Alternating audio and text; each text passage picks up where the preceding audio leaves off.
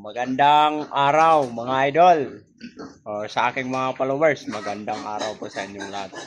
Kahapon po doon ako nag-vlog sa bukid kasi namasyal ako doon. Ngayon, dito naman po ako sa aking mga alaga kasi mahirap na pag hindi ko ina-update sa inyo yung aking mga alaga. Ito nagpakain po ako kasi po tanghali po ngayon. Kailangan po sila makamerienda kasi tayo ng tao kumakain ng tanghali, di ba?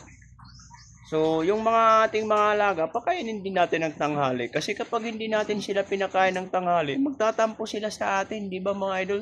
Hindi sila lalaki.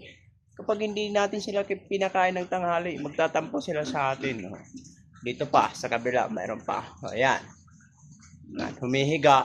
Habang humihiga, kumakain yan mga idol. Ganon kababait yung aking mga alaga, pati nandun sa kabila. Di ba? Ang babait nila mga idol. So, dapat pameriendahin natin sila ng tanghali. So, kung mali man ako o hindi, paki-comment lang sa comment section mga idol.